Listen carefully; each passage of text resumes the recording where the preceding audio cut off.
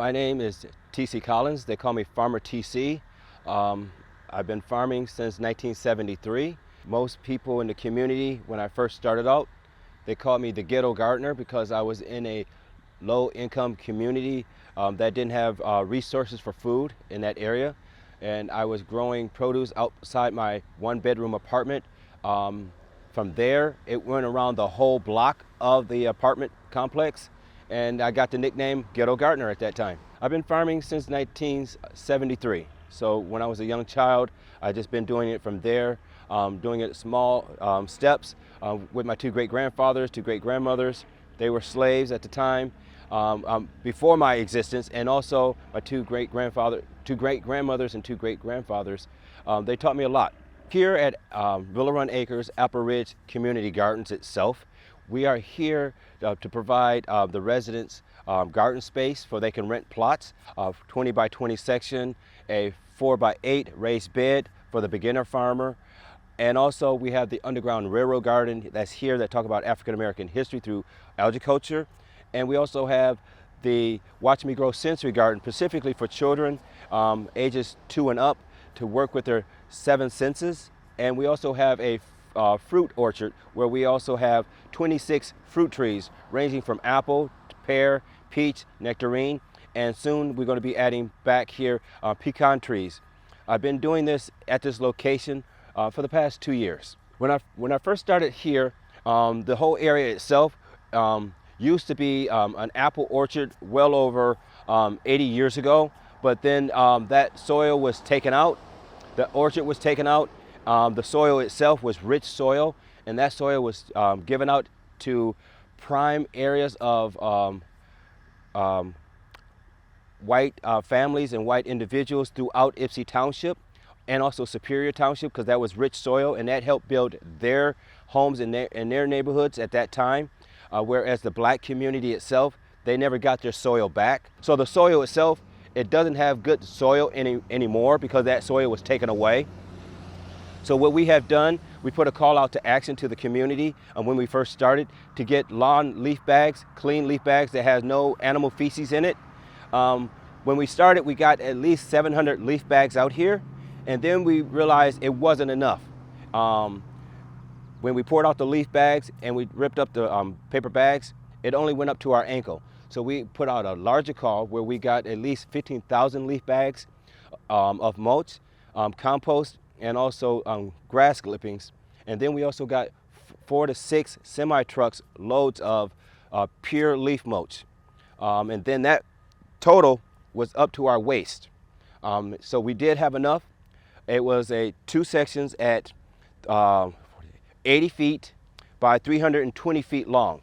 And that grass clippings was all the way up to our waist. We let that settle down with the rain that we had. Then we came out and tilled it into the soil to make a soil amendment to bring in more carbon to the soil. And then that worked out really well. My goals for the soil here is to bring in more nutrients to the soil, bring in more phosphorus, bring in more calcium to the soil, bring in more nitrogen to the soil, and also we can actually gauge on how many worms will be coming to the soil itself, because when we first tilled it out, we only got like 25 worms throughout this 80 by 360 foot path. So after we put in the leaf mulch and we started amending the soil from last year, we didn't get that many worms. Like I said, we had 25 worms. Now we have over 600 worms in different spots. Every year, our goal is to bring in more leaf mulch to bring the soil up to our standards where a good pH level is at. So that way, it would bring in the soil in one spot is very sandy. We want to break that down, and that way we have a good sandy compost loam in that corner, whereas the far back corner to the far entrance, that is good black soil. It does have a good pH level, but we want to try and bring that up to at least 7.5 for a pH level. Soil health is very good for our community because I'm old school, and I was, like I mentioned earlier, from 2 great-grandparents on both sides and 2 grandparents on both sides. We used to have to taste the dirt. We would have to taste the soil. I know that sounds kind of crazy, but you can almost taste some of the soil if it has too much salt in it. And Learning that process has gifted me in a lot of different ways to actually know what a soil needs. No, I'm not a professional at a soil analysis, but you can almost taste if it has too much acidic in it, or if it has too much sand in it, or it has too much salt in it, or bicarbonate. These type of elements, trace elements, is very important. So for me, to educate our community about the soil differences in your own yard can benefit another person to actually get out and grow healthy vegetables and fruit. Another thing with adding soil and adding leaf mulch to the soil, adding wood chips and wood mulch to the soil, it brings in a different type of diversity into the soil, because in some areas nematodes are in the soil, and nematodes itself, Michigan or the Great Lakes itself, have a very bad problem with nematodes. So adding wood mulch to the soil, it breaks down good carbon, and it takes a good 2 to 3 years of bringing good earthworms to the soil. For ourselves, and what many communities are missing in the soil itself, what the Farm Bill could add is many different tools as a tool chest to help out the beginning farmer or the disadvantaged farmer to have the education. Education is very important. I have over 50 years of experience learning from the soil up. The average person that wants to be a beginner farmer or a disadvantaged farmer, they may not have those 50 years. They may have just 6 months or maybe just 1 day.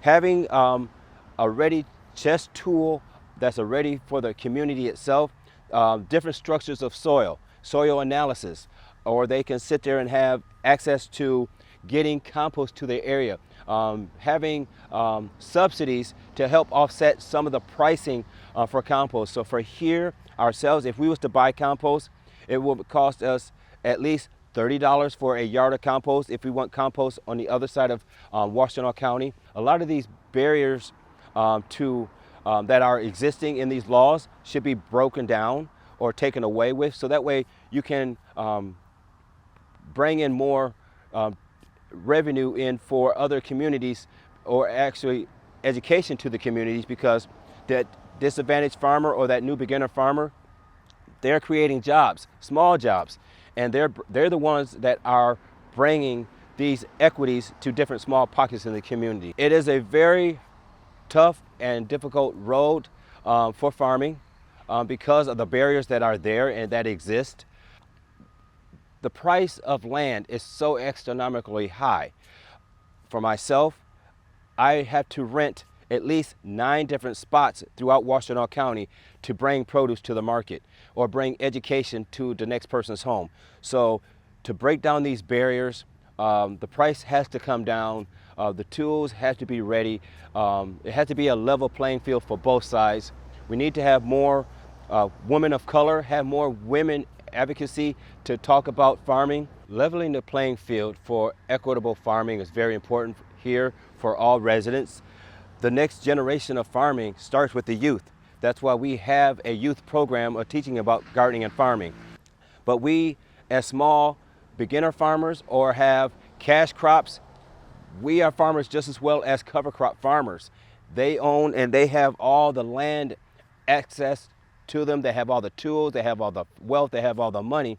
But all the smaller farmers, we need to have that same type of playing field. So if we can just have a reset button for all farming in Washtenaw County and to address these disparities is very important.